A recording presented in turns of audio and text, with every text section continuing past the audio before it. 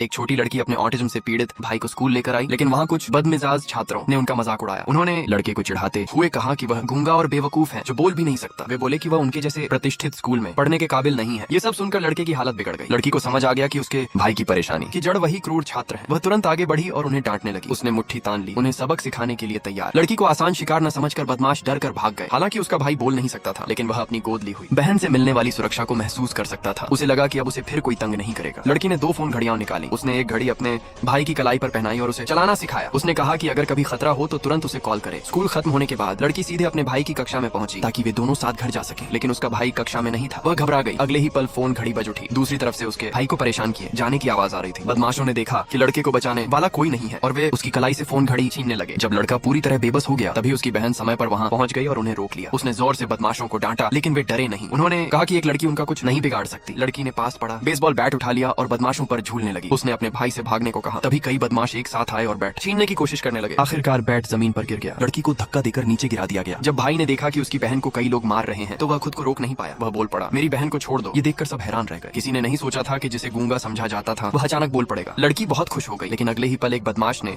लड़की को मुक्का मारा और वह जमीन पर गिर पड़ा। लड़की ने जल्दी से अपने भाई को सहारा दिया और उसे समझाया कि उन लोगों पर ध्यान न दे। बदमाशों ने गुस्से में लड़की को फिर धक्का दिया। भाई ने अपनी बहन की नकल करते हुए बदमाशों को गाली देने की कोशिश की। वह हकलाकर बोल रहा था। इस पर बदमाशों ने उसका फिर मजाक उड़ाया और कहा कि उसे गूंगा ही रहना चाहिए। लड़की तुरंत उसके सामने खड़ी हो गई और उसकी रक्षा करने लगी। उसने बदमाशों की घटिया सोच पर उन्हें फटकार लगाई। उसने कहा कि सिर्फ अच्छे स्कूल में पढ़ लेने से कोई इंसान सभ्य नहीं बन जाता। इतना कहकर उसने फिर से पास पड़ा, बेसबॉल बैट उठा लिया और कई बदमाशों को मारना शुरू कर दिया। वे डर कर भाग गए। उसी समय दोनों भाई बहन अचानक बेहोश होकर जमीन पर गिर पड़े क्योंकि लड़की ने सहपाठियों पर हमला किया था। स्कूल प्रशासन ने घटना की रिपोर्ट प्रिंसिपल को दी और लड़की को सजा देने का प्रस्ताव रखा। ये सुनकर अमीर दंपति बहुत नाराज हो गए। लड़की ने अपने गोद लिए माता पिता को बताया कि पहले बदमाशों ने उसके भाई पर हमला किया था। प्रिंसिपल ने मान लिया कि सीसीटीवी फुटेज मिटा दी गई है और कोई सबूत नहीं है, इसलिए उसने लड़की को तुरंत स्कूल से निकालने का फैसला कर लिया। लेकिन अप्रत्याशित रूप से लड़की ने वीडियो कॉल की, रिकॉर्डिंग चला दी। इससे साबित हो गया कि सबसे पहले बदमाशों ने ही उसके भाई को परेशान किया था। जब अमीर दंपति को पता चला कि उनके बेटे को तंग किया गया था और प्रिंसिपल बदमाशों का पक्ष ले रहा था तो वे बहुत गुस्से में आ गए। उन्होंने स्कूल को दी जाने वाली आगे की सभी डोनेशन रोकने की धमकी दे दी। यह सुनकर प्रिंसिपल को अपने फैसले पर गहरा पछतावा हुआ। अगले दिन लड़की ने अपने भाई को होश में आते देखा। वह खुशी खुशी उससे बातें करने लगी, लेकिन उसका भाई सिर्फ एक ही शब्द बोल पा रहा था, साइको। ये एक अपमानजनक शब्द था। अगर गोद लिए माता पिता को पता चल जाता कि उसने यह शब्द उससे सीखा है तो शायद उसे फिर से अनाथालय भेज दिया जाता। इसलिए लड़की ने मेहनत करके